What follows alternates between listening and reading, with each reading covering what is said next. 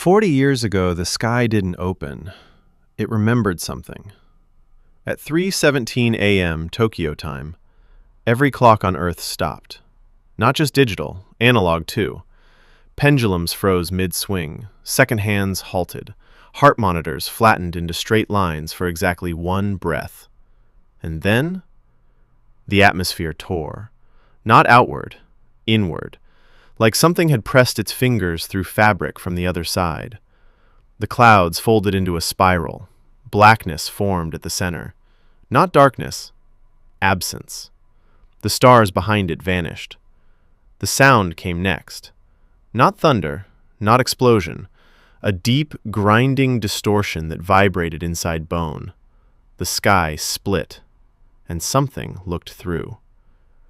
No cameras recorded it. Every lens that pointed upward fractured into static. But every living being felt it. Pressure. Infinite. Unavoidable. The first creatures fell 9 minutes later. They didn't descend gracefully. They crashed like discarded weapons, burning masses tearing into cities worldwide. Tokyo, Osaka, Kyoto, Moscow, Berlin, Chicago, Seoul. The creatures that crawled out weren't animals. They were wrong. Limbs bending backward, eyes in the wrong places, skin reflecting colors that didn't exist. They killed without strategy, without hatred, just hunger. Missiles failed, bullets folded, tanks twisted like soft metal. For 6 hours, humanity bled. Governments collapsed, religions screamed, entire districts erased. And then, it shifted.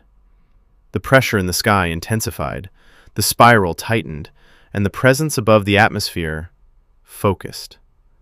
The monsters stopped, mid-rampage, mid-bite, mid-scream. Every single one froze as if existence itself had been paused. The spiral of black light condensed into a single descending beam. It did not strike the planet. It touched it. And something inside humanity changed. People collapsed in streets worldwide. Some died instantly. Some survived. Those who survived woke up different. Cells rewritten. Nerves accelerated. Minds expanded. The first awakened human stood in a burning intersection in Seoul. He didn't understand what was happening. He raised his hand instinctively. Gravity obeyed. The creature in front of him imploded. Humanity was no longer defenseless. Power had been introduced into the species. Not gifted, inserted. The sky sealed slowly. The spiral stitched itself closed like a wound healing backward, before vanishing completely. The presence lingered, observing, not with compassion, with calculation. Then it left, and the monsters resumed movement. Only now, they were hunted. The world called it divine intervention, the deity, a savior, a god. Governments built new systems around the phenomenon, rankings, classifications, containment forces, S-class, A-class, down to F. Humanity survived. But something else began happening in the years that followed. Not immediately, not all at once, randomly, across decades. Hospitals reported anomalies during childbirth, electrical surges, medical scanners malfunctioning, aura readings that couldn't be categorized. Most were dismissed. Glitches, stress, unstable genes from dimensional radiation. But a few were different. Rare, extremely rare. In Moscow, 15 years after the sky tore, a child was born during a blackout. No aura reading, no signal. Machines displayed 0. Not low, 0. The nurse holding him felt nothing. No warmth, no pressure, no life force. He didn't cry. He just stared. Snow fell outside the hospital windows. The snow vanished before touching the glass. 25 years later, he would be called the Null, and no system would be able to find him. In Tokyo, 19 years after the event, a child named Kuroda Shin was born during a localized gravity fluctuation. The delivery room floor cracked. Monitors bent inward. The father collapsed under invisible pressure. The newborn did not cry. The air around him curved. Doctors reported structural interference. He would grow up in the elite district, and space itself would bend within 20 meters of him. In Osaka 18 years ago, a nurse, as power drained from the entire maternity wing. Lights flickered. Generators failed. The newborn's skin pulsed faintly red, veins glowing like embers beneath flesh.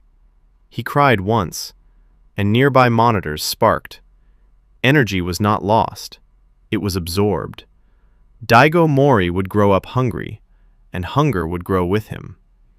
In Kyoto 17 years ago, a baby girl opened her eyes before the doctor could speak.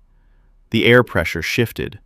Probability threads, unseen, recalculated. 3 heart monitor outcomes collapsed into one stable line. Eri Takamine did not cry. She blinked, and the room's statistical outcomes adjusted around her. In Berlin 16 years ago, a mirror cracked without being touched. The newborn's reflection moved half a second out of sync. Rei Kurose entered a world that would never look stable again. In Tokyo's lower district, 16 years ago, there was no blackout, no explosion, no hospital anomaly report, just a quiet orphanage intake, a baby with unnatural white hair. The nurse wrote genetic mutation on the file. The infant did not cry loudly. He stared at the ceiling, as if something beyond it interested him. For a brief second, the orphanage lights flickered, and a monitoring satellite above Japan recorded a microscopic surge. The data corrupted before it could be stored. Ren Suzuki grew up believing he was abandoned, not selected. In Hokkaido, 15 years ago, snow froze mid-air inside a delivery room, just for 1 second. Time skipped. The doctor later swore he blinked and the baby was already wrapped. Hana Ishida would grow up with dreams that didn't feel like dreams. These births did not happen together. They were not synchronized. They were not announced. They were scattered across years, across continents, across class systems. They were rare, statistically insignificant, unless you knew what to look for. Most awakened humans plateaued within rankings, their ceilings defined, their growth measurable. But every few years, a reading would come back distorted, not high, not low, unstable, undefined. These were labeled irregular, unranked, monitored quietly. Many died young. Some disappeared. A few survived. No one knew how many truly existed, only that they were uncommon and growing less predictable. Present day, District 9. Rain falls softly. Ren stands on a rooftop, staring at the city. He doesn't know he was part of a long pattern. He just knows things are easier lately, cleaner. Fights feel slower. People feel readable. He flexes his injured shoulder. It doesn't hurt as much today. He frowns. That's suspicious. Far away, in Osaka, Daigo Mori crushes a man into concrete and laughs as energy fractures crawl across his chest. In Kyoto, Irie pauses mid-step because an outcome just shifted unexpectedly. In Hokkaido, Hana wakes up from another dream. 7 silhouettes, not together, but aligned. Above them, not the deity, something else.